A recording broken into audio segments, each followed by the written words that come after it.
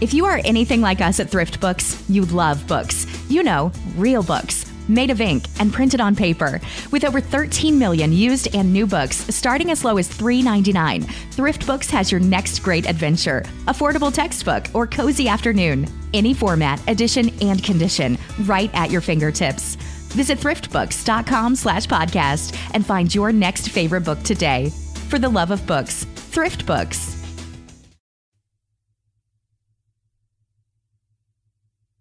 लीजिए सुनिए मुंशी प्रेमचंद के लिखे उपन्यास रंगभूमि के 43वें भाग का वाचन मेरी यानी समीर गोस्वामी की आवाज में। सोफिया के धार्मिक विचार, उसका आहार व्यवहार, रहन सहन, उसकी शिक्षा दीक्षा, ये सभी बातें ऐसी थीं जिनसे एक हिंदू महिला को घृणा हो सकती थी। पर इतने दिनों के अनुभव ने रानी जी की सभी शंकाओं का समाधान कर दिया। सोफिया अभी तक हिंदू धर्म में विधिवत दीक्षित न हुई थी, पर उसका आचरण पूर्ण रीति से हिंदू धर्म और हिंदू समाज के अनुकूल था। इस विषय में अब जाह्नवी को लेश मात्र भी संदेह न था। उन्हें अब अगर संदेह था तो ये कि दाम्पत्य प्रेम में फंसकर विनय कहीं अपने उद्देश्य को न भूल बैठे। इस आंदोलन में नेतृत्व का भार लेकर विनय ने इस शंका को भी निर्मूल सिद्ध कर दिया। रानी जी अब विवाह की तैयारियों में प्रवृत्त हुईं। कुंवर साहब तो पहले ही से राजी थे। सोफिया की माता की रजामंदी आवश्यक थी।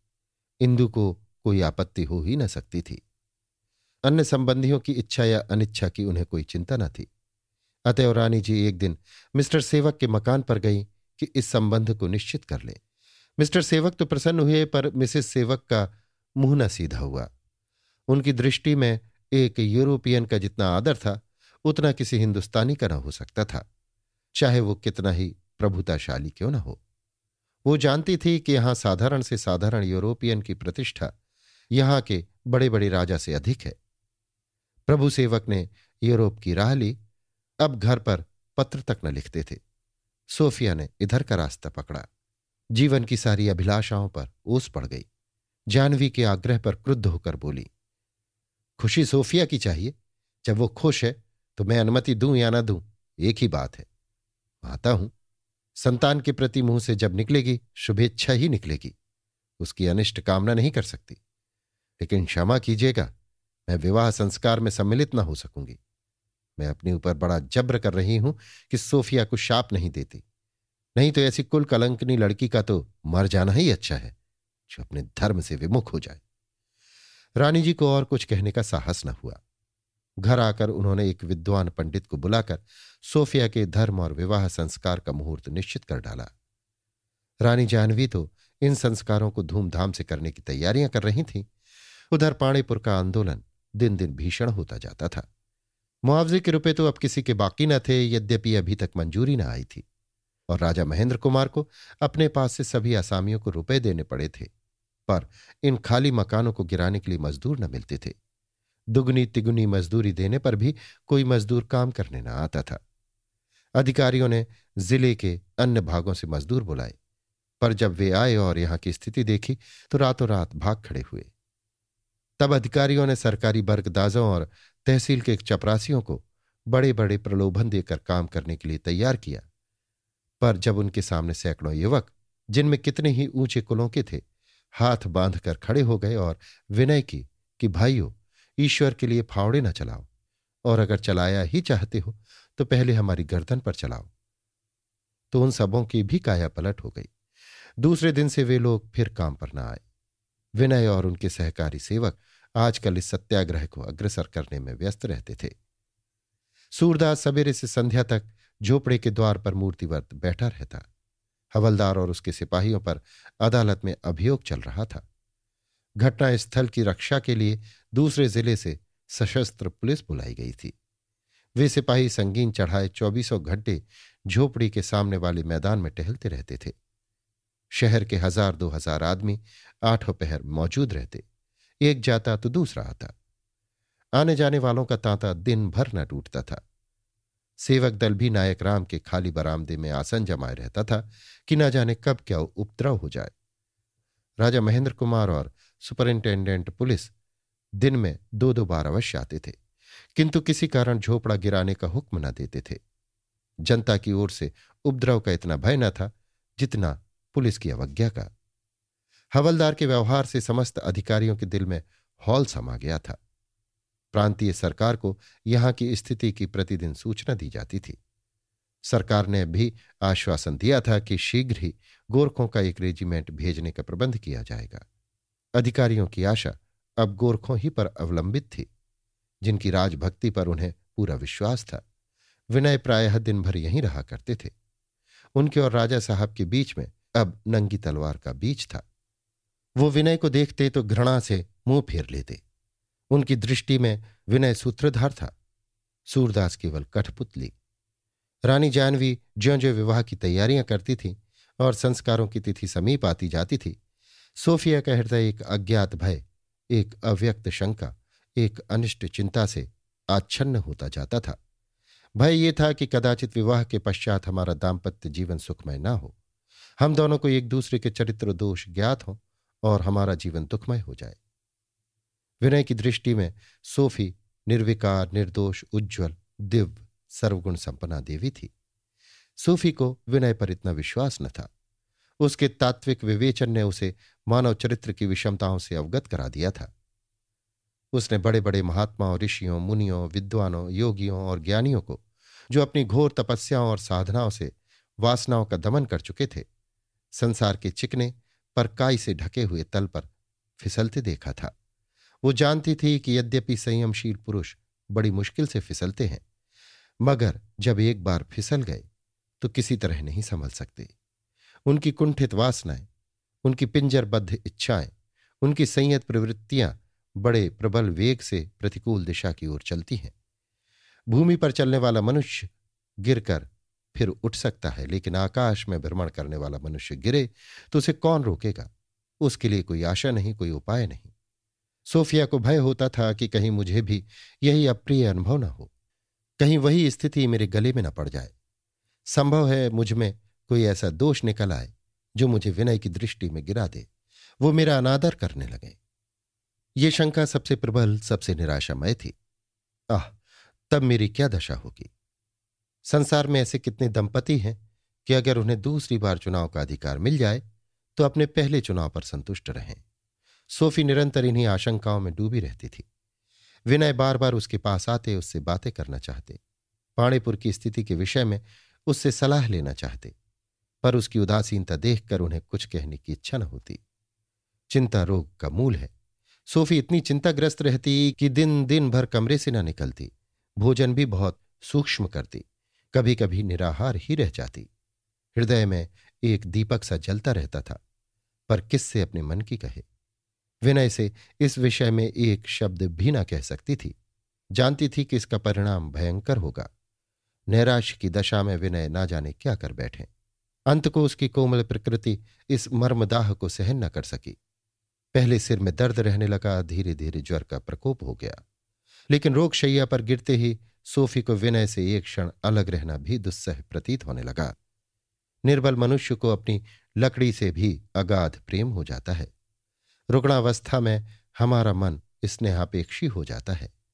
सोफिया, जो कई दिन पहले कमरे में विनय के आते ही बिलसा खोजने लगती थी कि कहीं ये प्रेमालाप न करने लगें, उनके त्रसित नेत्रों से, उनकी मधुर मुस्कान से, उनके मृदु हास्य से थरथर कांपती रहती थी, जैसे कोई रोगी उत्तम पदार्थों को सामने देखकर डरता हो कि मैं कुपथ्य न कर बैठूं।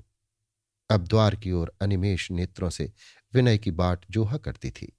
वो चाहती कि ये अब कहीं न जाए, मेरे पास ही बैठे रहें। विनय भी बहुधा उसके पास ही रहते। पाणिपुर का भार अपने सहकारियों पर छोड़कर सोफिया की सेवा शुश्रूषा में तत्पर हो गए। उनके बैठने से सोफी का चित्त बहुत शांत हो जाता था। वो अपने दुर्बल हाथों को विनय की जांघ पर रख देती और बालोचित आकांक्षा से उनके मुख की ओर ताकती। विनय को कहीं जाते देखती तो व्यग्र हो जाती और आग्रहपूर्ण नेत्रों से बैठने की याचना करती। रानी जाह्नवी के व्यवहार में भी अब एक विशेष अंतर दिखाई देता था। स्पष्ट तो न कह सकती, पर संकेतों से विनय को पाणिपुर के सत्याग्रह में सम्मिलित होने से रोकती थी। इंद्रदत्त की हत्या ने उन्हें बहुत सशंक कर दिया था।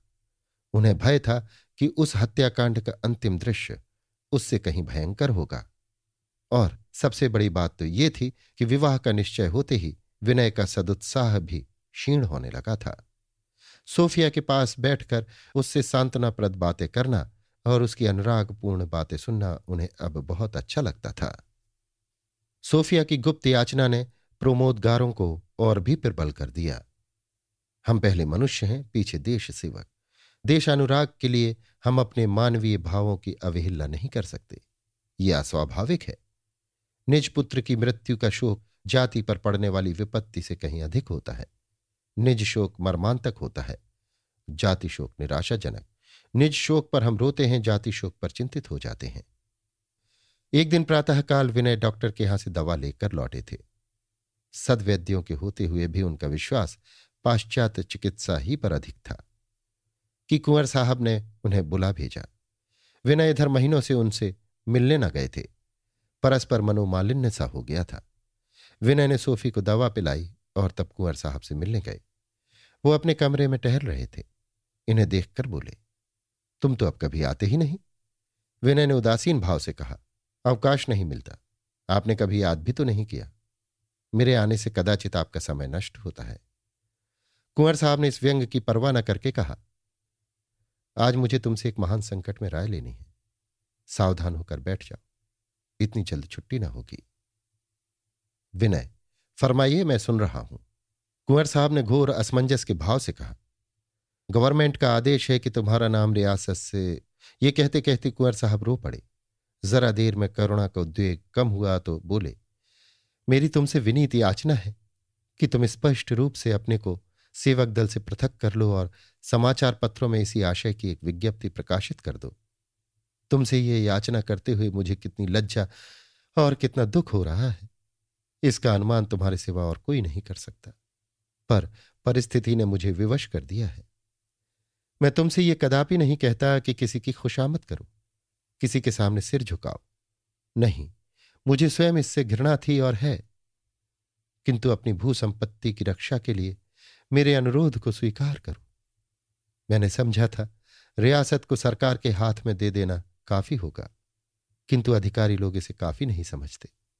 ऐसी दशा में मेरे लिए दो ही उपाय हैं, या तो तुम स्वयं इन आंदोलनों से पृथक हो जाओ, या कम से कम उनमें प्रमुख भाग न लो, या मैं एक प्रतिज्ञा पत्र द्वारा तुम्हें रियासत से वंचित कर दूं।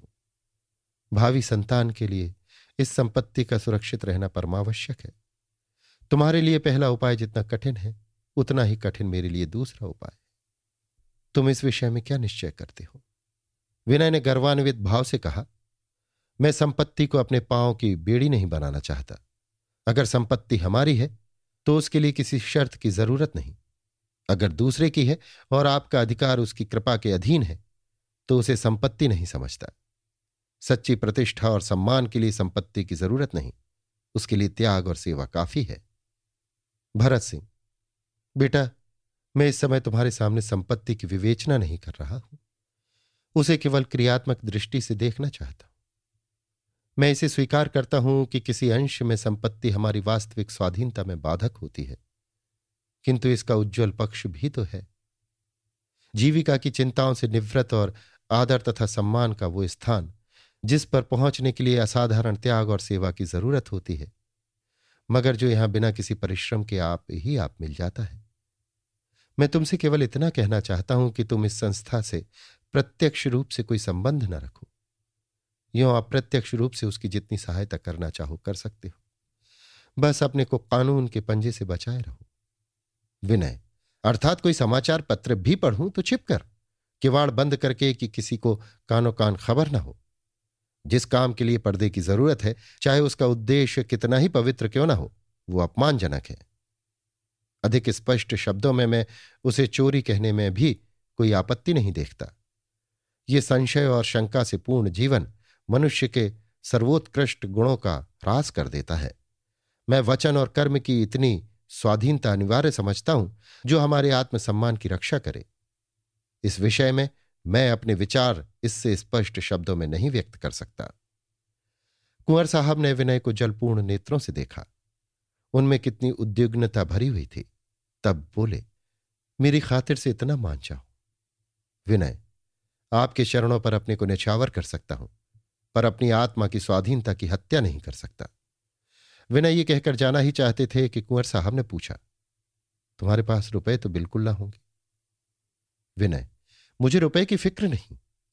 कुंवर, मेरी खातिर से ये लेते जाओ। उन्होंने नोटों का एक पुलिंदा विनय की तरफ बढ़ा दिया। विनय इनकार न कर सके। कुंवर साहब पर उन्हें दया आ रही थी। जब वो नोट लेकर कमरे से चले गए तो कुंवर साहब क्षोभ और निराशा से व्यथित होकर कुर्सी पर गिर पड़े। संसार उनकी दृष्टि में अंधेरा हो गया। विनय के आत्मसम्मान ने उन्हें रियासत का त्याग करने पर उद्यत तो कर दिया, पर उनके सम्मुख अब एक नई समस्या उपस्थित हो गई। वो जीविका की चिंता थी। संस्था के विषय में तो विशेष चिंता न थी, उसका भार देश पर था, और किसी जातीय कार्य के लिए भिक्षा मांगना भी लज्जा की बात नहीं। उन्हें इसका विश्वास हो गया था कि प्रयत्न किया जाए तो इस काम के लिए स्थायी कोष जमा किया जा सकता है। किंतु जीविका के लिए क्या हो? कठिनाई ये थी कि जीविका उनके लिए केवल दैनिक आवश्यकताओं की पूर्ति न थी, कुल परंपरा की रक्षा भी उसमें शामिल थी।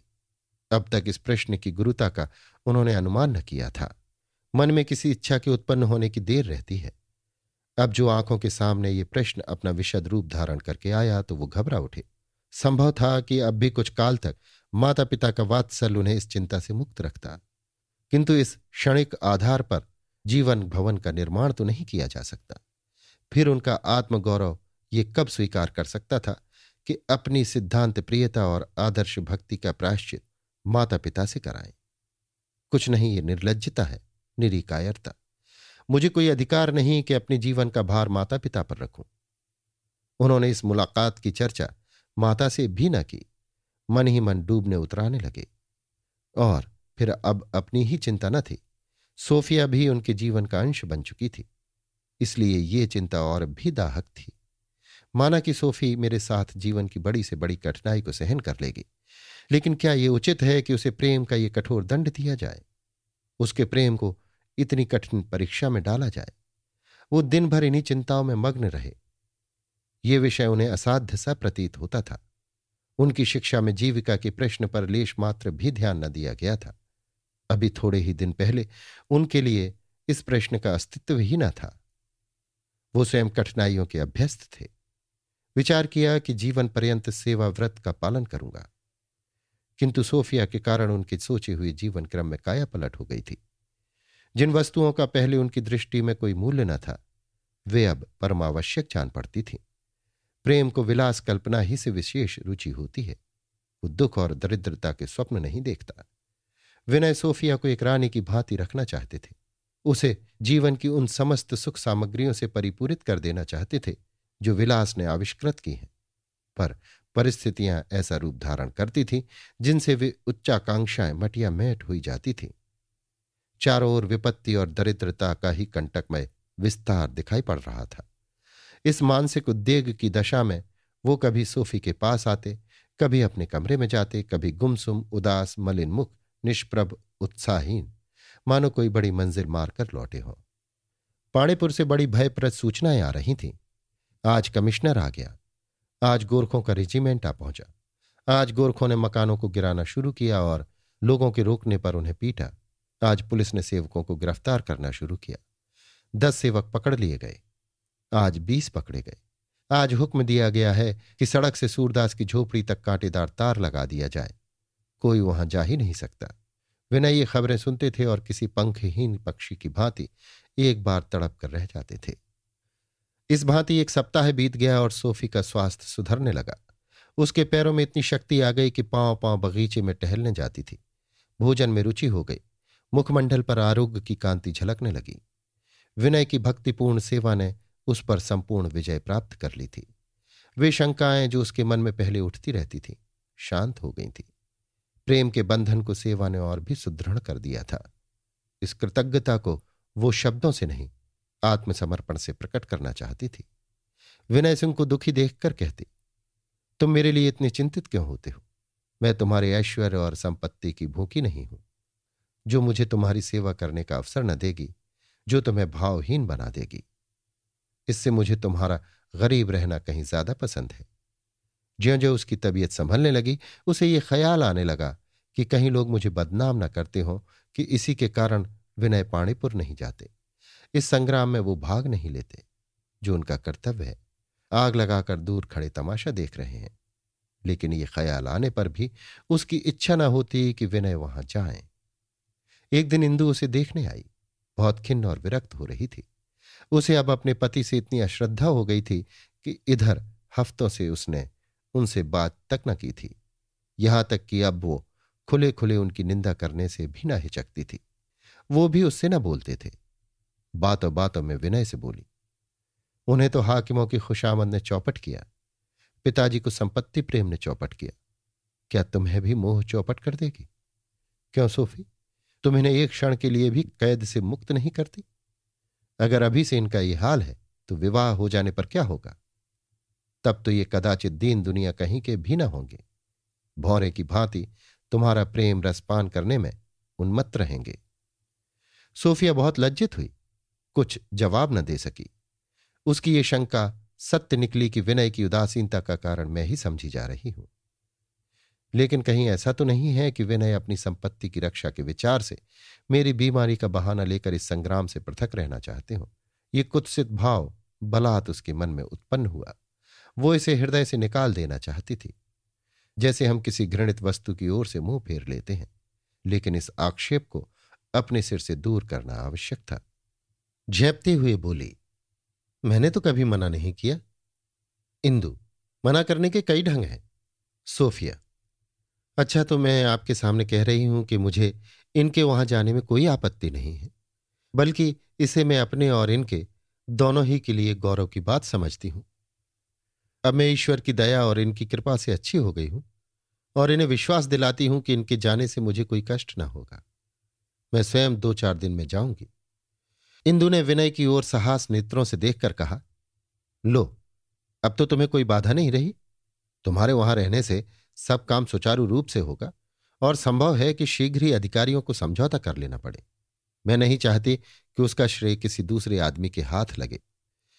लेकिन जब इस अंकुश का भी विनय पर कोई असर न हुआ तो सोफिया को विश्वास हो गया कि इस उदासीनता का कारण संपत्ति लालसा चाहे न हो, लेकिन प्रेम नहीं है। जब इन्हें मालूम है कि इनके पृथक रहने से मेरी निंदा हो रही है तो जानबूझकर क्यों मेरा उपहास करा रहे हैं? ये तो ऊंघते को ठेलने का बहाना हो गया। रोने को थे ही आंखों में किरकिरी पड़ गई। मैं उनके पैर थोड़े ही पकड़े हुए हूं। वो तो अब पाणीपुर का नाम तक नहीं लेते, मानो वहां कुछ हो ही नहीं रहा है। उसने स्पष्ट तो नहीं लेकिन सांकेतिक रीत से विनय से वहां जाने की प्रेरणा भी की, लेकिन वो फिर टाल गए। वास्तव में बात यह थी कि इतने दिनों तक उदासीन रहने के पश्चात विनय अब वहां जाते हुए झेंपते थे। डरते थे कि कहीं मुझ पर लोग तालियां न बजाएं कि डर के मारे छिपे बैठे रहे। उन्हें अब स्वयं पश्चाताप होता था कि मैं क्यों इतने दिनों तक मुंह छिपाए रहा, क्यों अपनी व्यक्तिगत चिंताओं को अपने कर्तव्य मार्ग का कांटा बनने दिया। सोफी की अनुमति लेकर मैं जा सकता था, वो कभी मुझे मना न करती। सोफी में एक बड़ा ऐब यह है कि मैं उसके हित के लिए भी जो काम करता हूं उसे भी वो निर्दय आलोचक की दृष्टि से ही देखती है। खुद चाहे प्रेम के वश कर्तव्य की तृण बराबर भी परवाह न करे, पर मैं आदर्श से जौ भर नहीं टल सकता। अब उन्हें ज्ञात हुआ कि ये मेरी दुर्बलता, मेरी भीरुता और मेरी अकर्मण्यता थी जिसने सोफिया की बीमारी को मेरे मुंह छिपाने का बहाना बना दिया। वरना मेरा स्थान तो सिपाहियों की प्रथम श्रेणी में था। वो चाहते थे कि कोई ऐसी बात पैदा हो जाए कि मैं इस झेप को मिटा सकूं, इस कालिख को धो सकूं। कहीं दूसरे प्रांत से किसी भीषण दुर्घटना का समाचार आ जाए और मैं वहां अपनी लाज रखूं। सोफिया को अब उनका 8वां पहर अपने समीप रहना अच्छा न लगता। हम बीमारी में जिस लकड़ी के सहारे डोलते हैं, निरोग हो जाने पर उसे छूते तक नहीं। मां भी तो चाहती है कि बच्चा कुछ देर जाकर खेल आए। सोफी का हृदय अब भी विनय को आंखों से परे न जाने देना चाहता था। उन्हें देखते ही उसका चेहरा फूल के समान खिल उठता था, नेत्रों में प्रेम मद छा जाता था, पर विवेक बुद्धि उसे तुरंत अपने कर्तव्य की याद दिला देती थी। वो सोचती थी कि जब विनय मेरे पास आए तो मैं निष्ठुर बन जाऊं, बोलूं ही नहीं, आप चले जाएंगे। लेकिन ये उसकी पवित्र कामना थी। वो इतनी निर्दय, इतनी स्नेह शून्य न हो सकती थी। भय होता था कहीं बुरा न मान जाए, कहीं ये न समझने लगे कि इसका चित्त चंचल है या ये स्वार्थपरायण है। बीमारी में तो स्नेह की मूर्ति बनी हुई थी, अब मुझसे बोलते भी जुबान दुखती है। सोफी, तेरा मन प्रेम में बसा हुआ है, बुद्धि, यश और कीर्ति में, और इन दोनों में निरंतर संघर्ष हो रहा है। संग्राम को छिड़े हुए 2 महीने हो गए थे। समस्या प्रतिदिन भीषण होती जाती थी। स्वयं सेवकों की पकड़ धकड़ से संतुष्ट न होकर गोरखों ने अब उन्हें शारीरिक कष्ट देना शुरू कर दिया था। अपमान भी करते थे और अपने अमानुषिक कृत्यों से उनको भयभीत कर देना चाहते थे। पर अंधे पर बंदूक चलाने या झोपड़े में आग लगाने की हिम्मत न पड़ती थी। क्रांति का भय न था, विद्रोह का भय न था। भीषण से भीषण विद्रोह भी उनको आशंकित न कर सकता था। भय था हत्याकांड का। न जाने कितने गरीब मर जाएं, न जाने कितना हाहाकार मच जाए। पाषाण हृदय भी एक बार रक्त प्रवाह से कांप उठता है। सारे नगर में गली गली घर घर यही चर्चा होती रहती थी। सहस्त्र नगरवासी रोज वहां पहुंच जाते, केवल तमाशा देखने नहीं, बल्कि एक बार उस पर्णकुटी और उसके चक्षुहीन निवासी का दर्शन करने के लिए, और अवसर पड़ने पर अपने से जो कुछ हो सके कर दिखाने के लिए। सेवकों की गिरफ्तारी से उनकी उत्सुकता और भी बढ़ गई थी। आत्मसमर्पण की हवा सी चल पड़ी थी। तीसरा पहर था। एक आदमी डोंडी पीटता हुआ निकला। विनय ने नौकर को भेजा कि क्या बात है। उसने लौटकर कहा, सरकार का हुक्म हुआ है कि आज से शहर का कोई आदमी पाणीपुर न जाए। सरकार उसकी प्राण रक्षा की जिम्मेदार न होगी। विनय ने सचिंत भाव से कहा, आज कोई नया आघात होने वाला है। सोफिया, मालूम तो ऐसा ही होता है। विनय, शायद सरकार ने संग्राम का अंत करने का निश्चय कर लिया है। सोफिया, ऐसा ही जान पड़ता है। विनय, भीषण रक्तपात होगा। सोफिया, अवश्य होगा। सहसा एक वॉलंटियर ने आकर विनय को नमस्कार किया और बोला, आज तो उधर का रास्ता बंद कर दिया गया है। मिस्टर क्लार्क राजपूताना से जिलाधीश की जगह आ गए हैं। मिस्टर सेनापति मुअत्तल कर दिए गए हैं। विनय, अच्छा, मिस्टर क्लार्क आ गए, कब आए? सेवक, आज ही चार्ज लिया है। सुना जाता है उन्हें सरकार ने इसी कार्य के लिए विशेष रीति से यहां नियुक्त किया है। विनय, तुम्हारे कितने आदमी वहां होंगे? सेवक, कोई 50 होंगे। विनय कुछ सोचने लगे। सेवक ने कई मिनट बाद पूछा, आप कोई विशेष आज्ञा देना चाहते हैं? विनय ने जमीन की तरफ ताकते हुए कहा, बरबस आग में मत कूदना और यथासाध्य जनता को सड़क पर जाने से रोकना। सेवक, आप भी आएंगे? विनय ने कुछ खिन्न होकर कहा, देखा जाएगा। सेवक के चले जाने के पश्चात विनय कुछ देर तक शोकमग्न रहे। समस्या थी, जाऊं या न जाऊं। दोनों पक्षों में तर्क वितर्क होने लगा। मैं जाकर क्या कर लूंगा? अधिकारियों की जो इच्छा होगी वो तो अवश्य ही करेंगे। अब समझौते की कोई आशा नहीं। लेकिन ये कितना अपमानजनक है कि नगर के लोग तो वहां जाने के लिए उत्सुक हों और मैं, जिसने ये संग्राम छेड़ा, मुंह छिपाकर बैठ रहूं। इस अवसर पर मेरा तटस्थ रहना मुझे जीवन पर्यंत के लिए कलंकित कर देगा। मेरी दशा महेंद्र कुमार से भी गई बीती हो जाएगी। लोग समझेंगे कायर है। एक प्रकार से मेरे सार्वजनिक जीवन का अंत हो जाएगा। लेकिन बहुत संभव है आज भी गोलियां चलें। अवश्य चलेंगी। कौन कह सकता है क्या होगा? सोफिया किसकी होकर रहेगी? मैंने व्यर्थ जनता में ये भाव जगाया। अंधे का झोपड़ा गिर गया होता और सारी कथा समाप्त हो जाती। मैंने ही सत्याग्रह का झंडा खड़ा किया, नाग को जगाया, सिंह के मुंह में उंगली डाली। उन्होंने अपने मन का तिरस्कार करते हुए सोचा, आज मैं इतना कायर क्यों हो गया हूं? क्या मैं मौत से डरता हूं? मौत से क्या डर? मरना तो एक दिन है ही। क्या मेरे मरने से देश सूना हो जाएगा? क्या मैं ही कर्णधार हूं? क्या कोई दूसरी वीर प्रसू माता देश में है ही नहीं? सोफिया कुछ देर तक टकटकी लगाए उनके मुंह की ओर ताकती रही। अकस्मात वो उठ खड़ी हुई और बोली, मैं वहां जाती हूं। विनय ने भयातुर होकर कहा, आज वहां जाना दुस्साह है। सुना नहीं, सारे नाके बंद कर दिए गए हैं। सोफिया, स्त्रियों को कोई न रोकेगा। विनय ने सोफिया का हाथ पकड़ लिया और अत्यंत प्रेम विनीत भाव से कहा, प्रिय, मेरा कहना मानो, आज मत जाओ। अच्छे रंग नहीं है, कोई अनिष्ट होने वाला है। सोफिया, इसीलिए तो मैं जाना चाहती हूं। औरों के लिए भय बाधक ना हो तो मेरे लिए भी क्यों हो? विनय, क्लार्क का आना बुरा हुआ। सोफिया, इसीलिए मैं और जाना चाहती हूं। मुझे विश्वास है कि मेरे सामने वो कोई पैशाचिक आचरण न कर सकेगा। इतनी सज्जनता अभी उसमें है। ये कहकर सोफिया अपने कमरे में गई और अपना पुराना पिस्तौल सलूके की जेब में रखा। गाड़ी तैयार करने को पहले ही कह दिया था। वो बाहर निकली तो गाड़ी तैयार खड़ी थी। जाकर विनय सिंह के कमरे में झांका, वो वहां न थे। तब वो द्वार पर कुछ देर खड़ी रही। एक अज्ञात शंका ने, किसी अमंगल के पूर्वाभास ने उसके हृदय को आंदोलित कर दिया। वो अपने कमरे में लौट जाना चाहती थी कि कुंवर साहब आते हुए दिखाई दिए। सोफी डरी कि ये कुछ पूछ न बैठे, तुरंत गाड़ी में आ बैठी और कोचवान को तेज चलने का हुक्म दिया। लेकिन जब गाड़ी कुछ दूर निकल गई तो वो सोचने लगी कि विनय कहाँ चले गए।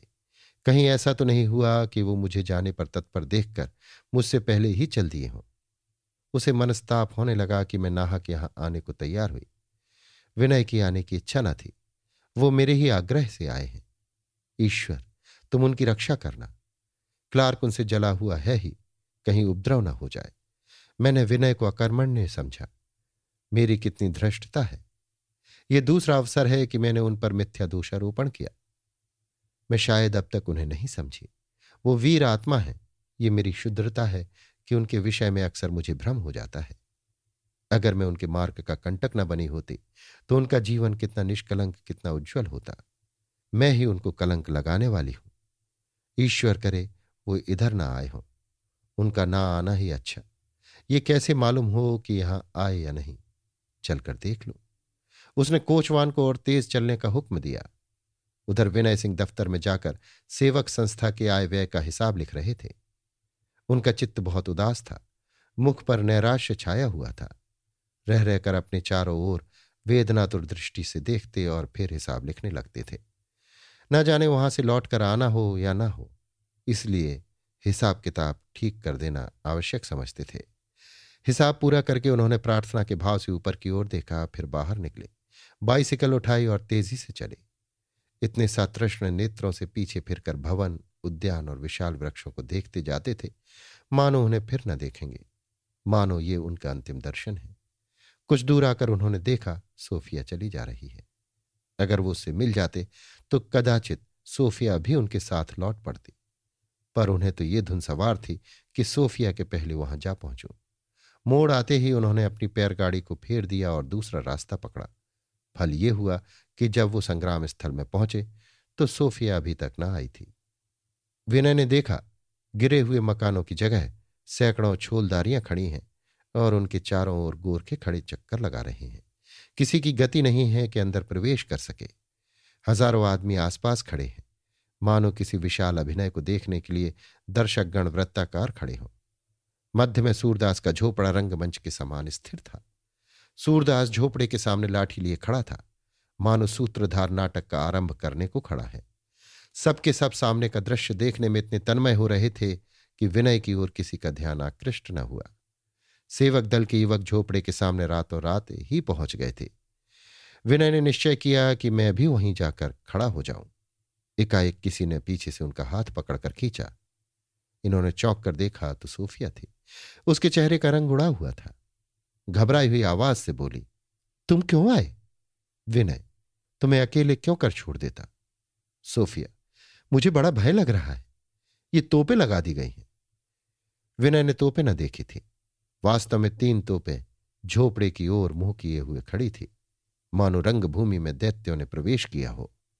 विनय, शायद आज इस सत्याग्रह का अंत कर देने का निश्चय हुआ है। सोफिया, मैं यहां नाहक आई, मुझे घर पहुंचा दो। आज सोफिया को पहली बार प्रेम के दुर्बल पक्ष का अनुभव हुआ। विनय की रक्षा की चिंता में वो कभी इतनी भय विकल न हुई थी। जानती थी कि विनय का कर्तव्य, उनका गौरव, उनका श्रेय यहीं रहने में है, लेकिन ये जानते हुए भी उन्हें यहां से हटा ले जाना चाहती थी। अपने विषय में कोई चिंता न थी। अपने को वो बिल्कुल भूल गई थी। विनय, हां, तुम्हारा यहां रहना जोखिम की बात है।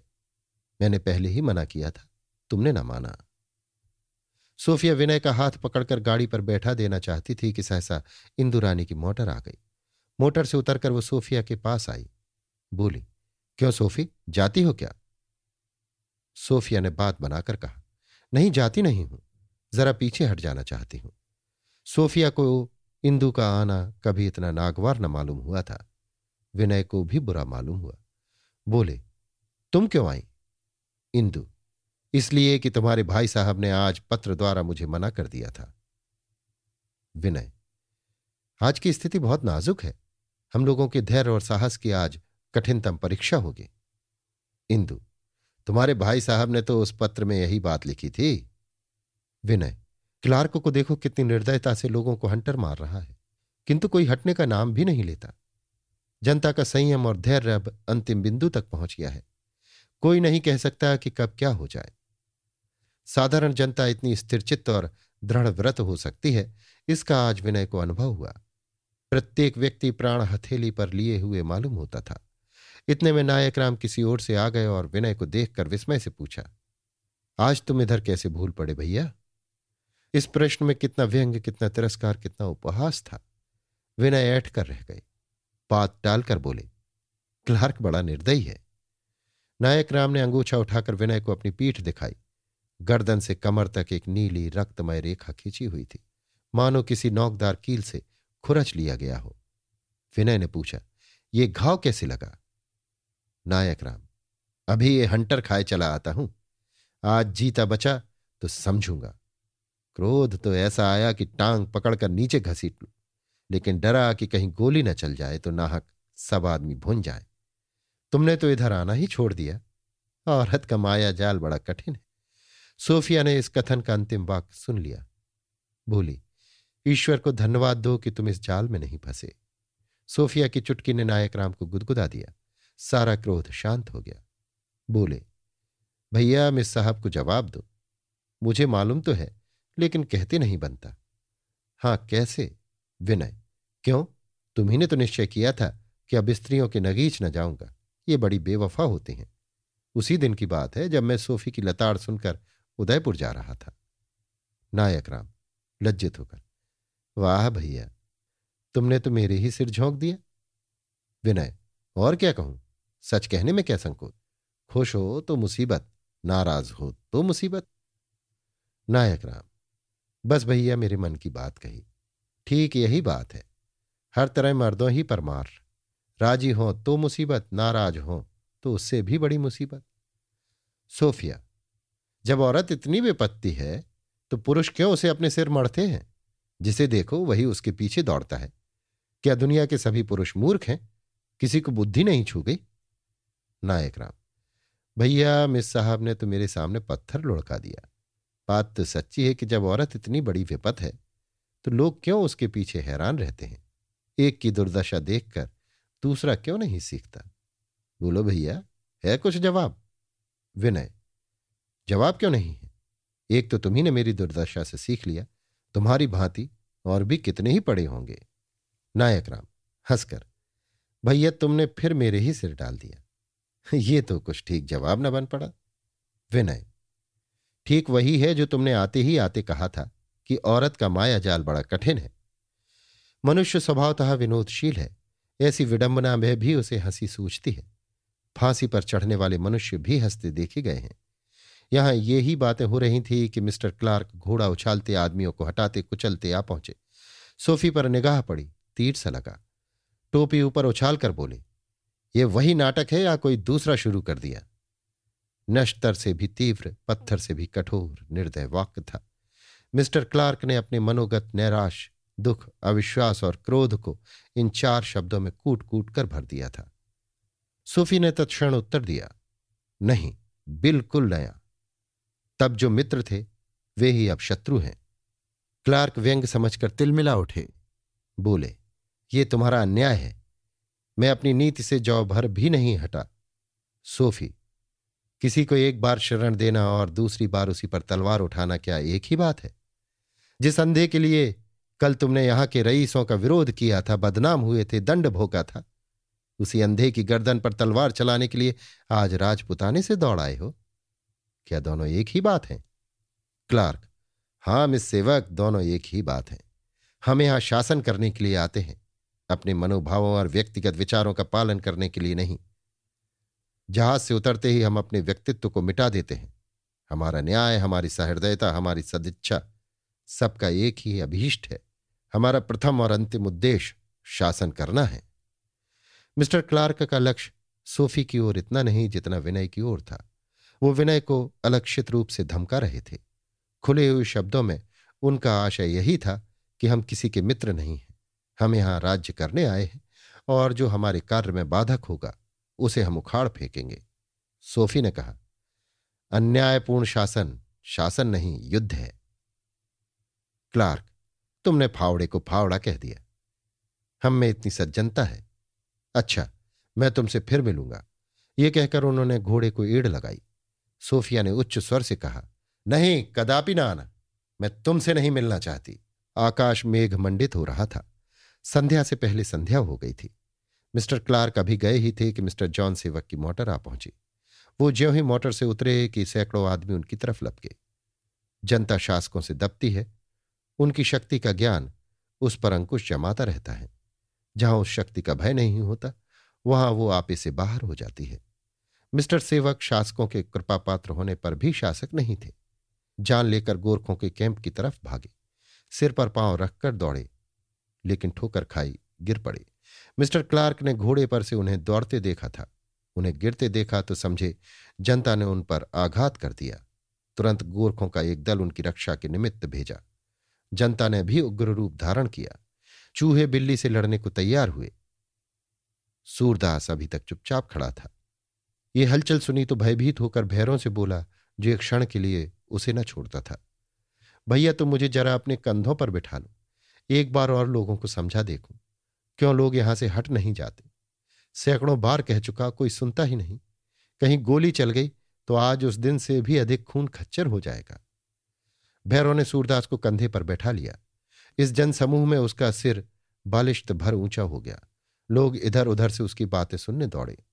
वीर पूजा जनता का स्वाभाविक गुण है। ऐसा ज्ञात होता था कि कोई चक्षुहीन यूनानी देवता अपने उपासकों के बीच खड़ा है। सूरदास ने अपनी तेजहीन आंखों से जनसमूह को देखकर कहा, भाइयों, आप लोग अपने अपने घर जाएं। आपसे हाथ जोड़कर कहता हूं, घर चले जाएं। यहां जमा होकर हाकिमों को चिढ़ाने से क्या फायदा। मेरी मौत आवेगी तो आप लोग खड़े रहेंगे और मैं मर जाऊंगा। मौत ना आवेगी तो मैं तोपों के मुंह से बचकर निकल आऊंगा। आप लोग वास्तव में मेरी सहायता करने नहीं आए, मुझसे दुश्मनी करने आए हैं। हाकिमों के मन में, फौज के मन में, पुलिस के मन में जो दया और धर्म का ख्याल आता, उसे आप लोगों ने जमा होकर क्रोध बना दिया है। मैं हाकिमों को दिखा देता कि एक दीन अंधा आदमी एक फौज को कैसे पीछे हटा देता है, तोप का मुंह कैसे बंद कर देता है, तलवार की धार कैसे मोड़ देता है। मैं धर्म के बल से लड़ना चाहता था। इसके आगे वो और कुछ न कह सका। मिस्टर क्लार्क ने उसे खड़े होकर कुछ बोलते सुना तो समझे अंधा जनता को उपद्रव मचाने के लिए प्रेरित कर रहा है। उनकी धारणा थी कि जब तक ये आत्मा जीवित रहेगी अंगों की गति बंद न होगी, इसलिए आत्मा ही का नाश कर देना आवश्यक है। उद्गम को बंद कर दो, जल प्रवाह बंद हो जाएगा। वो इसी ताक में लगे हुए थे कि इस विचार को कैसे कार्य रूप में परिणत करें। किंतु सूरदास के चारों तरफ नित्य आदमियों का जमघट रहता था। क्लार्क को इच्छित अवसर न मिलता था। अब जो उसके सिर को ऊपर उठा हुआ देखा तो उन्हें वो अवसर मिल गया। वो स्वर्णावसर था जिसके प्राप्त होने पर ही इस संग्राम का अंत हो सकता था। इसके पश्चात जो कुछ होगा उसे वे जानते थे। जनता उत्तेजित होकर पत्थरों की वर्षा करेगी, घरों में आग लगाएगी, सरकारी दफ्तरों को लूटेगी।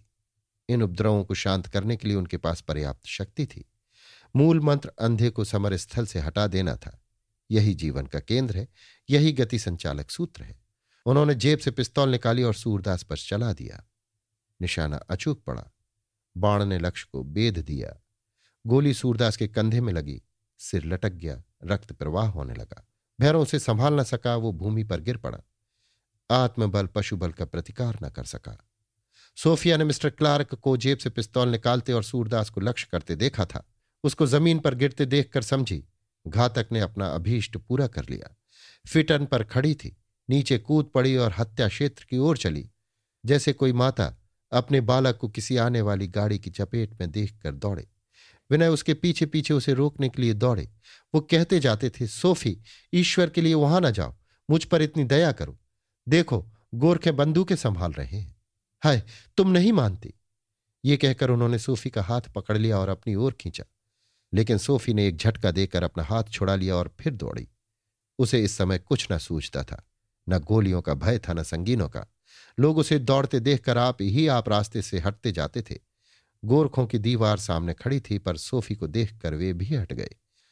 मिस्टर क्लार्क ने पहले ही ताकीद कर दी थी कि कोई सैनिक रमणियों से छेड़छाड़ न करे। विनय इस दीवार को न चीर सके। तरल वस्तु छिद्र के रास्ते निकल गई, ठोस वस्तु न निकल सकी। सोफी ने जाकर देखा तो सूरदास के कंधे से रक्त प्रवाहित हो रहा था। अंग शिथिल पड़ गए थे, मुख विवर्ण हो रहा था, पर आंखें खुली हुई थी और उनमें से पूर्ण शांति, संतोष और धैर्य की ज्योति निकल रही थी। क्षमा थी, क्रोध या भय का नाम न था। सोफी ने तुरंत रूमाल निकालकर रक्त प्रवाह को बंद किया और कंपित स्वर में बोली, इन्हें अस्पताल भेजना चाहिए, अभी प्राण है, संभव है बच जाएं। भैरव ने उसे गोद में उठा लिया। सोफिया उसे अपनी गाड़ी तक लाई, उस पर सूरदास को लिटा दिया। आप गाड़ी पर बैठ गई और कोचवान को शफा खाने चलने का हुक्म दिया। जनता नैराश और क्रोध से उन्मत्त हो गई। हम भी यहीं मर मिटेंगे। किसी को इतना होश न रहा कि वह मर मिटने से अपने सिवा किसी दूसरे की क्या हानि होगी। बालक मचलता है तो जानता है कि माता मेरी रक्षा करेंगी। यहां कौन माता थी जो इन मचलने वालों की रक्षा करेगी? लेकिन क्रोध में विचारपट बंद हो जाता है। जन समुदाय का वो अपार सागर उमड़ता हुआ गोरखों की ओर चला। सेवक दल के युवक घबराए हुए इधर उधर दौड़ते फिरते थे, लेकिन उनके समझाने का किसी पर असर न होता था। लोग दौड़ दौड़कर ईंट और कंकड़ पत्थर जमा कर रहे थे। खंडहरों में मलबे की क्या कमी। देखते देखते जगह जगह पत्थरों के ढेर लग गए। विनय ने देखा अब अनर्थ हुआ चाहता है। आन की आन में सैकड़ों जानों पर बन आएगी। तुरंत एक गिरी हुई दीवार पर चढ़कर बोले, मित्रों, ये क्रोध का अवसर नहीं है, प्रतिकार का अवसर नहीं है, सत्य की विजय पर आनंद और उत्सव मनाने का अवसर है। एक आदमी बोला, अरे ये तो कुंवर विनय सिंह है। दूसरा, वास्तव में आनंद मनाने का अवसर है, उत्सव मनाइए, विवाह मुबारक। तीसरा, जब मैदान साफ हो गया तो आप मुर्दों की लाश पर आंसू बहाने के लिए पधारे हैं। चाहिए शयनागार में रंग उड़ाइए, ये कष्ट क्यों उठाते हैं? विनय, हाँ, ये उत्सव मनाने का अवसर है कि अब भी हमारी पतित दलित पीड़ित जाति में इतना विलक्षण आत्मबल है कि एक निस्सहाय अपंग नेत्रहीन भिखारी शक्ति संपन्न अधिकारियों की इतनी वीरता से सामना कर सकता है। एक आदमी ने व्यंग्य भाव से कहा, एक बेकस अंधा जो कुछ कर सकता है वो राजे रईस नहीं कर सकते। दूसरा, राजभवन में जाकर शयन कीजिए, देर हो रही है, हम अभागों को मरने दीजिए। तीसरा, सरकार से कितना पुरस्कार मिलने वाला है? चौथा, आप ही ने तो राजपुताने में दरबार का पक्ष लेकर प्रजा को आग में झोंक दिया था। विनय, भाइयों, मेरी निंदा का समय फिर मिल जाएगा। यद्यपि मैं कुछ विशेष कारणों से इधर आपका साथ न दे सका, लेकिन ईश्वर जानता है मेरी सहानुभूति आप ही के साथ थी। मैं एक क्षण के लिए भी आपकी तरफ से गाफिल न था। एक आदमी, यारो यहां खड़े क्या बकवास कर रहे हो? कुछ दम हो तो चलो कट मरे। दूसरा, ये व्याख्यान झाड़ने का अवसर नहीं है। आज हमें यह दिखाना है कि हम न्याय के लिए कितनी वीरता से प्राण दे सकते हैं। तीसरा, चलकर गोरखों के सामने खड़े हो जाओ, कोई कदम पीछे न हटावे, वहीं अपनी लाशों का ढेर लगा दो, बाल बच्चों को ईश्वर पर छोड़ो। चौथा, यह तो नहीं होता कि आगे बढ़कर ललकारें कि कायरों का रक्त भी खौलने लगे। हमें समझाने चले हैं, मानो हम देखते नहीं कि सामने फौज बंदूकें भरे खड़ी है और एक बाढ़ में कत्ल आम कर देगी। पांचवा, भाई, हम गरीबों की जान सस्ती होती है, रईस ज्यादे होते तो हम भी दूर दूर से खड़े तमाशा देखते। छठा, इससे कहो जाकर चुल्लू भर पानी में डूब मरे, हमें इसके उपदेशों की जरूरत नहीं, उंगली में लहू लगाकर शहीद बनने चले हैं। ये अपमानजनक व्यंग्यपूर्ण कटुवाक्य विनय के उर स्थल में बाण के सदृश चुभ गए। हा हतभाग, मेरे जीवन पर्यंत के सेवानुराग त्याग संयम का यही फल है। अपना सर्वस्व देश सेवा की वेदी पर आहुति देकर रोटियों को मोहताज होने का यही पुरस्कार है। क्या रियासत का कलंक मेरे माथे से कभी न मिटेगा? वो भूल गए, मैं यहां जनता की रक्षा करने आया हूं। गोरखे सामने हैं, मैं यहां से हटा और एक क्षण में पैशाचिक नरहत्या होने लगेगी। मेरा मुख्य कर्तव्य अंत समय तक इन्हें रोकते रहना है। कोई मुजायका नहीं अगर इन्होंने ताने दिए, अपमान किया, कलंक लगाया, दुर्वचन कहे। मैं अपराधी हूं, अगर नहीं हूं तो भी मुझे धैर्य से काम लेना चाहिए। ये सभी बातें वो भूल गए। नीति चतुर प्राणी अवसर के अनुकूल काम करता है। जहां दबना चाहिए वहां दब जाता है, जहां गर्म होना चाहिए वहां गर्म होता है। उसे मान अपमान का हर्ष या दुख नहीं होता। उसकी दृष्टि निरंतर अपने लक्ष्य पर रहती है। वो अविरल गति से, अदम्य उत्साह से उसी ओर बढ़ता है। किंतु सरल, लज्जाशील, निष्कपट आत्माएं मेघों के समान होती हैं, जो अनुकूल वायु पाकर पृथ्वी को तृप्त कर देते हैं और प्रतिकूल वायु के वेग से छिन्न भिन्न हो जाते हैं। नीतिज्ञ के लिए अपना लक्ष्य ही सब कुछ है। आत्मा का उसके सामने कुछ मूल्य नहीं। गौरव संपन्न प्राणियों के लिए अपना चरित्र बल ही सर्वप्रधान है। वे अपने चरित्र पर किए गए आघातों को सह नहीं सकते। वे अपनी निर्दोषिता सिद्ध करने को अपने लक्ष्य की प्राप्ति से कहीं अधिक महत्वपूर्ण समझते हैं। विनय की सौम्याकृति तेजस्वी हो गई, लोचन लाल हो गए। वो उन्मत्तों की भांति जनता का रास्ता रोककर खड़े हो गए और बोले, क्या आप देखना चाहते हैं कि रईसों के बेटे क्यों कर प्राण देते हैं? देखिए। ये कहकर उन्होंने जेब से भरी हुई पिस्तौल निकाल ली, छाती में उसकी नली लगाई और जब तक लोग दौड़े भूमि पर गिर पड़े। लाश तड़पने लगी। हृदय की संचित अभिलाषाएं रक्त की धार बनकर निकल गईं। उसी समय जलवृष्टि होने लगी, मानो स्वर्गवासिनी आत्माएं पुष्प वर्षा कर रही हों। जीवन सूत्र कितना कोमल है! वो क्या पुष्प से कोमल नहीं जो वायु के झोंके सहता है और मुरझाता नहीं? क्या वो लताओं से कोमल नहीं जो कठोर वृक्षों के झोंके सहती और लिपटी रहती है? वो क्या पानी के बबूलों से कोमल नहीं जो जल की तरंगों पर तैरते हैं और टूटते नहीं? संसार में और कौन सी वस्तु इतनी कोमल, इतनी अस्थिर, इतनी सारहीन है जिसे एक व्यंग्य, एक कठोर शब्द, एक अन्य युक्ति भी दारुण असह्य घातक है? और इस भित्ति पर कितने विशाल, कितने भव्य, कितने बृहदाकार भवनों का निर्माण किया जाता है। जनता स्तंभित हो गई, जैसे आंखों में अंधेरा छा जाए। उसका क्रोधावेश करुणा के रूप में बदल गया। चारों तरफ से दौड़ दौड़ कर लोग आने लगे, विनय के दर्शनों से अपने नेत्रों को पवित्र करने के लिए, उनकी लाश पर 4 बूंद आंसू बहाने के लिए। जो द्रोही था, स्वार्थी था, काम लिप्सा रखने वाला था, वो एक क्षण में देवतुल्य त्याग मूर्ति, देश का प्यारा, जनता की आंखों का तारा बना हुआ था। जो लोग गोरखों के समीप पहुंच गए थे वे भी लौट आए। हजारों शोक विह्वल नेत्रों से अश्रुवृष्टि हो रही थी, जो मेघ की बूंदों से मिलकर पृथ्वी को तृप्त करती थी। प्रत्येक हृदय शोक से विदीर्ण हो रहा था। प्रत्येक हृदय अपना तिरस्कार कर रहा था, पश्चाताप कर रहा था। आह, ये हमारे ही व्यंग बाणों का, हमारे ही तीव्र वाक्शरों का पाप कृत है। हम ही इसके घातक हैं, हमारे ही सिर ये हत्या है। कितनी वीर आत्मा, कितना धैर्यशील, कितना गंभीर, कितना उन्नत हृदय, कितना लज्जाशील, कितना आत्माभिमानी, दीनों का कितना सच्चा सेवक और न्याय का कितना सच्चा उपासक था, जिसने इतनी बड़ी रियासत को तृणवत समझा और हम पामरों ने उसकी हत्या कर डाली, उसे ना पहचाना। एक ने रोकर कहा, खुदा करे मेरी जबान जल जाए, मैंने ही शादी पर मुबारकबादी का ताना मारा था। दूसरा बोला, दोस्तों, इस लाश पर फिदा हो जाओ, इस पर निसार हो जाओ, इसके कदमों पर गिरकर मर जाओ। ये कहकर उसने कमर से तलवार निकाली, गर्दन पर चलाई और वहीं तड़पने लगा। तीसरा सिर पीटता हुआ बोला, कितना तेजस्वी मुखमंडल है! हाँ, मैं क्या जानता था कि मेरे व्यंग वज्र बन जाएंगे। चौथा, हमारे हृदयों पर यह घाव सदैव हरा रहेगा, हम इस देव मूर्ति को कभी विस्मृत न कर सकेंगे। कितनी शूरता से प्राण त्याग दिए, जैसे कोई एक पैसा निकालकर किसी भिक्षुक के सामने फेंक दे। राजपुत्रों में ये ही गुण होते हैं, वो अगर जीना जानते हैं तो मरना भी जानते। रईसों की यही पहचान है कि बात पर मर मिटे। अंधेरा छाया जाता था, पानी मूसलाधार बरस रहा था। कभी जरा देर के लिए बूंदें हल्की पड़ जाती, फिर जोरों से गिरने लगती, जैसे कोई रोने वाला थककर जरा दम ले ले और फिर रोने लगे। पृथ्वी ने पानी में मुंह छिपा लिया था। माता मुंह पर आंचल डाले रो रही थी। रह रहकर टूटी हुई दीवारों के गिरने का धमाका होता था, जैसे कोई धम धम छाती पीट रहा हो। क्षण क्षण बिजली कौंदती थी, मानो आकाश के जीव चीत्कार कर रहे हो। दम के दम में चारों तरफ ये शोक समाचार फैल गया। इंदु मिस्टर जॉन सेवक के साथ थी। ये खबर पाते ही मूर्छित होकर गिर पड़ी।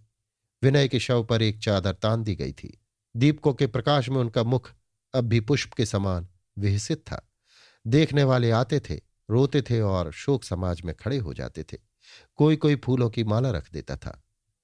वीर पुरुष यों ही मरते हैं। अभिलाषाएं उनके गले की जंजीर नहीं होती, विषय वासना उनके पैरों की बेड़ियां नहीं होती। उन्हें इसकी चिंता नहीं होती कि मेरे पीछे कौन हंसेगा और कौन रोएगा। उन्हें इसका भय नहीं होता कि मेरे बाद काम कौन संभालेगा। ये सब संसार से चिमटने वालों के बहाने हैं। वीर पुरुष मुक्तात्मा होते हैं। जब तक जीते हैं निर्द्वंद जीते हैं, मरते हैं तो निर्द्वंद मरते हैं। इस शोक वृतांत को क्यों तूल दें? जब बेगानों की आंखों से आंसू और हृदय से आह निकल पड़ती थी तो अपनों का कहना ही क्या। नायक राम सूरदास के साथ शफा खाने गए थे। लौटे ही थे कि ये दृश्य देखा। एक लंबी सांस खींचकर विनय के चरणों पर सिर रख दिया और बिलख बिलख कर रोने लगे। जरा चित्त शांत हुआ तो सोफी को खबर देने चले, जो अभी शफा खाने ही में थी। नायक राम रास्ते भर दौड़ते हुए गए, पर सोफी के सामने पहुंचे तो गला इतना फंस गया था कि मुंह से एक भी शब्द न निकला।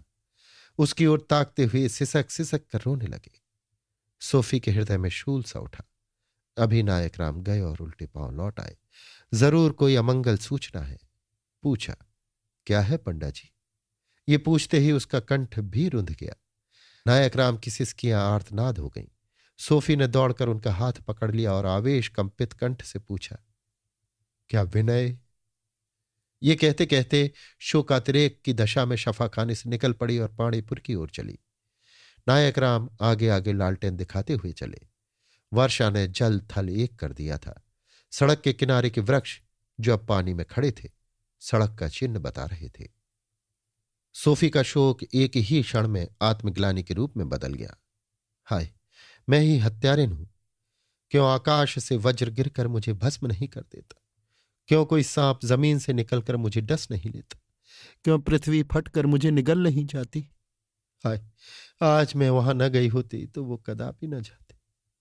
मैं क्या जानती थी कि विधाता मुझे सर्वनाश की ओर लिए जाता है। मैं दिल में उन पर झुंझला रही थी। मुझे ये संदेह भी हो रहा था कि ये डरते हैं।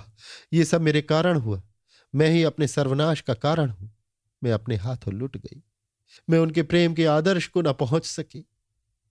फिर उसके मन में विचार आया, कहीं खबर झूठी ना हो, उन्हें चोट लगी हो और वो संज्ञा शून्य हो गए हो।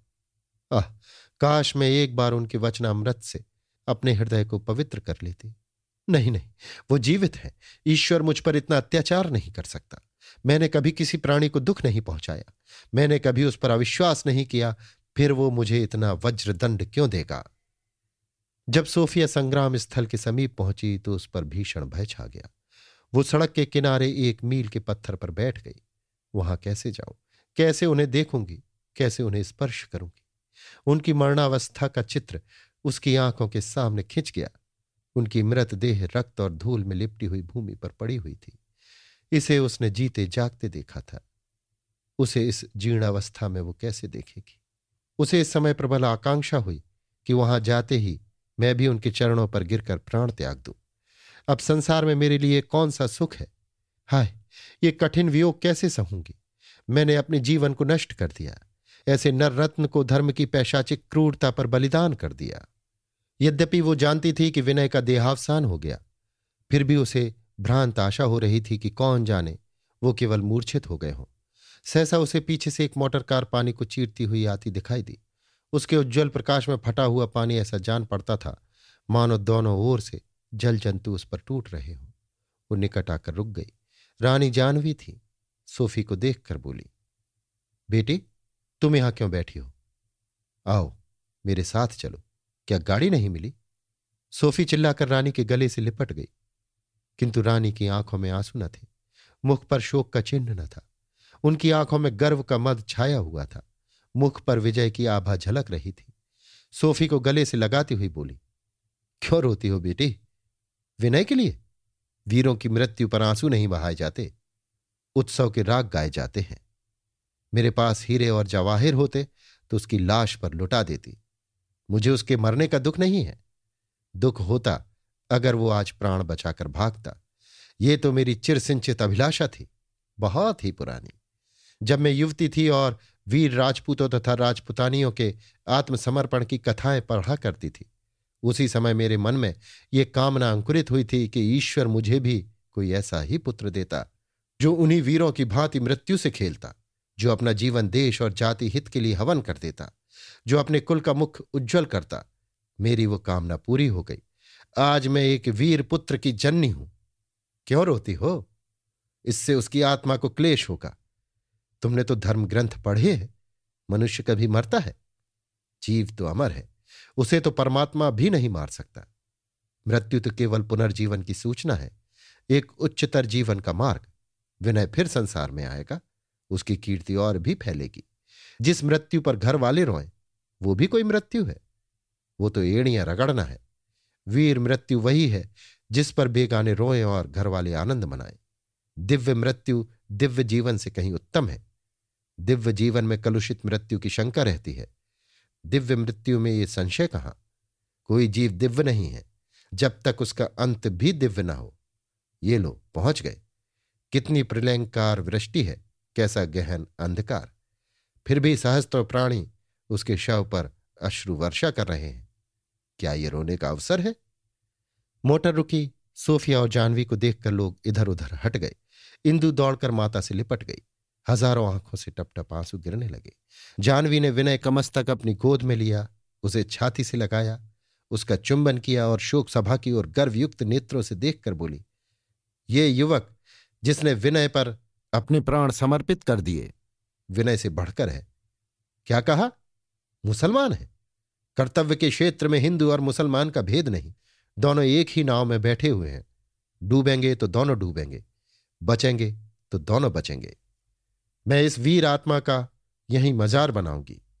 शहीद के मजार को कौन खोद कर फेंक देगा? कौन इतना नीच और अधम होगा? ये सच्चा शहीद था। तुम लोग क्यों रोते हो? विनय के लिए? तुम लोगों में कितने ही युवक हैं, कितने ही बाल बच्चों वाले हैं। युवकों से मैं कहूंगी, जाओ और विनय की भांति प्राण देना सीखो। दुनिया केवल पेट पालने की जगह नहीं है। देश की आंखें तुम्हारी ओर लगी हुई हैं, तुम ही इसका बेड़ा पार लगाओगे। मत फंसो गृहस्थी के जंजाल में जब तक देश का कुछ हित न कर लो। देखो विनय कैसा हंस रहा है। जब बालक था उस समय की याद आती है, इसी भांति हंसता था। कभी उसे रोते नहीं देखा। कितनी विलक्षण हंसी है। क्या इसने धन के लिए प्राण दिए? धन इसके घर में भरा हुआ था, उसकी ओर कभी आंख उठाकर नहीं देखा। बरसों हो गए, पलंग पर नहीं सोया, जूते नहीं पहने, भरपेट भोजन नहीं किया। जरा देखो उसके पैरों में कैसे गट्ठे पड़ गए हैं। विरागी था, साधु था। तुम लोग भी ऐसे ही साधु बन जाओ। बाल बच्चों वालों से मेरा निवेदन है, अपने प्यारे बच्चों को चक्की का बैल न बनाओ, गृहस्थी का गुलाम न बनाओ। ऐसी शिक्षा दो कि जिए, किंतु जीवन के दास बनकर नहीं, स्वामी बनकर। यही शिक्षा है जो इस वीर आत्मा ने तुम्हें दी है। जानते हो उसका विवाह होने वाला था।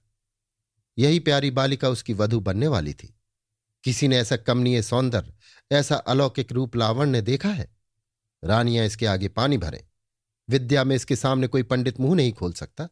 जिह्वा पर सरस्वती है, घर का उजाला है। विनय को इससे कितना प्रेम था ये इसी से पूछो। लेकिन क्या हुआ? जब अवसर आया उसने प्रेम के बंधन को कच्चे धागे की भांति तोड़ दिया। उसे अपने मुख का कलंक नहीं बनाया, उस पर अपने आदर्श का बलिदान नहीं किया। प्यारो, पेट पर अपने यौवन को, अपनी आत्मा को, अपनी महत्वाकांक्षाओं को मत कुर्बान करो। इंदु बेटी, क्यों रोती हो? किसको ऐसा भाई मिला है? इंदु के अंतः स्थल में बड़ी देर से एक ज्वाला सी दहक रही थी। वो इन सारी वेदनाओं का मूल कारण अपने पति को समझती थी। अब तक ज्वाला उरह स्थल में थी, अब बाहर निकल पड़ी। ये ध्यान न रहा कि मैं इतने आदमियों के सामने क्या कहती हूं। औचित्य की ओर से आंखें बंद करके बोली, माताजी, इस हत्या का कलंक मेरे सिर है। मैं अब उस प्राणी का मुंह न देखूंगी जिसने मेरे वीर भाई की जान लेकर छोड़ी, और वो केवल अपने स्वार्थ की सिद्धि के लिए। रानी जाह्नवी ने तीव्र स्वर में कहा, क्या महेंद्र को कहती है?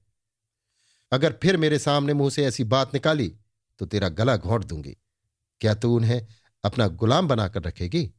तू स्त्री होकर चाहती है कि कोई तेरा हाथ न पकड़े? वो पुरुष होकर क्यों ना ऐसा चाहे? वो संसार को क्यों तेरे ही नेत्रों से देखे? क्या भगवान ने उन्हें आंखें नहीं दी? अपने हानि लाभ का हिसाबदार तुझे क्यों बनाए? क्या भगवान ने उन्हें बुद्धि नहीं दी? तेरी समझ में, मेरी समझ में, यहां जितने प्राणी खड़े हैं उनकी समझ में ये मार्ग भयंकर है, हिंसक जंतुओं से भरा हुआ है। इसका बुरा मानना क्या? अगर तुझे उनकी बातें पसंद नहीं आती तो कोशिश करके पसंद आए। वो तेरे पतिदेव हैं, तेरे लिए उनकी सेवा से उत्तम और कोई पथ नहीं है। 10 बज गए थे। लोग कुंवर भरत सिंह की प्रतीक्षा कर रहे थे। जब 10 बजने की आवाज कानों में आई तो रानी जाह्नवी ने कहा, उनकी राह अब मत देखो। वो ना आएंगे और ना आ सकते हैं। वो उन पिताओं में है जो पुत्र के लिए जीते हैं, पुत्र के लिए मरते हैं और पुत्र के पुत्रों के लिए मंसूबे बांधते हैं। उनकी आंखों में अंधेरा छा गया होगा, सारा संसार सूना जान पड़ता होगा, अचेत पड़े होंगे। संभव है उनके प्राणांत हो गए हों।